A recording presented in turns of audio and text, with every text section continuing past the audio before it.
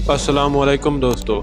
Hanover state जो कि अब मौजूदा जर्मनी का एक हिस्सा बन चुका है, में 30 अप्रैल 1777 की रात जब हर कोई आराम की नींद सो रहा होता है, एक हस्बैंड और वाइफ अलग अलग कंडीशन फेस कर रहे होते हैं। वाइफ डिलीवरी का पेन बर्दाश्त कर रही होती है, दूसरी तरफ हस्बैंड एक अजीब सी कैफियत में मुब्तला होता है। एक तो वो बहुत खुश होता है क्योंकि बाप बनने जा रहा होता है, दूसरा ये कि कहीं कम्प्लिकेशन ना हो जाएं, इसलिए बहुत परेशान होता है। इस हैप्पीनेस और सैडनेस के आलम में उसे एक ऐसी खबर मिलती है जिसे सुनकर पूरे घर का माहौल यकसर बदल जाता है। आखिर क्या थी वो खबर और ये दोनों हस्बैंड वाइफ कौन थे, चलिए मालूम करते हैं।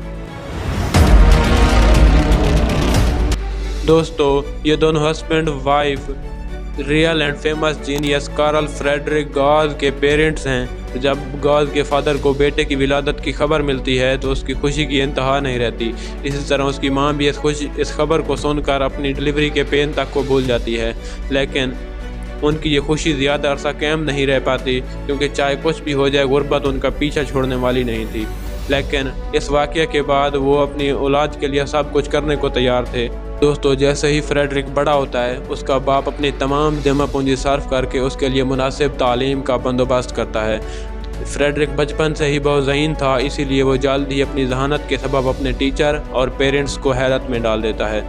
सब कुछ सही जा रहा होता है, लेकिन एक और मसला उनके दर पर आ जाता है, क्योंकि जैसे जैसे फ्रेडरिक बड़ा हो रहा होता है, उसकी तालीम के अखराजात भी बढ़ रहे होते हैं। इसीलिए उसके बाप के लिए यह सब बर्दाश्त करना मुश्किल से मुश्किल तर होता जा रहा होता है और आखिरकार उसके लिए बर्दाश्त करना नामुमकिन हो जाता है। फ्रेडरिक शायद अपनी जहानत के सबब इस मसले का हल तो पहले ही तलाश कर चुका होता है, क्योंकि वो अपनी जहानत के सबब अपने टीचर को मुतासर कर चुका होता है। इसीलिए उसके टीचर को जब इस वाक़े की खबर मिलती है तो वो फ़ौरन उसकी तालीम के अखराजात उठाने का फ़ैसला करता है। इसलिए फ्रेडरिक की ज़िंदगी में एक नया दौर शुरू होता है और इस तरह वो अपनी जहानत के सबब इर्द गिर्द के लोगों में खौफ पैदा कर देता है।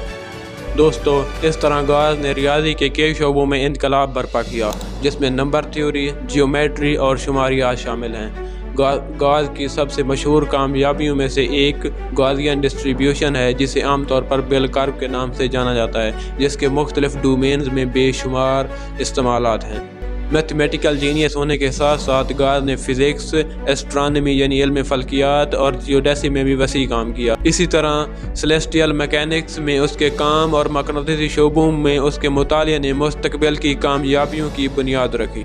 और इस तरह इंसानी इल्म को आगे बढ़ाने के लिए अपनी ज़िंदगी वक्फ करने के बाद गॉज 23 फरवरी 1855 को जर्मनी में चल बसा। गॉज ने अपने पीछे एक ऐसा विरसा छोड़ा जिसने न सिर्फ रियादी के शोबों को बल्कि मुख्तलिफ साइंसी मज़ामीन को भी तक़वियत बख्शी। फ्रेडरिक एक ऐसा शख्स था जिसने रियादी के लिए जुनून की कोई हद नहीं छोड़ी। उसके गैर मामूली ज़हन और बेमिसाल लगन ने दुनिया भर के साइंसदानों की नस्लों को मुतासिर किया है।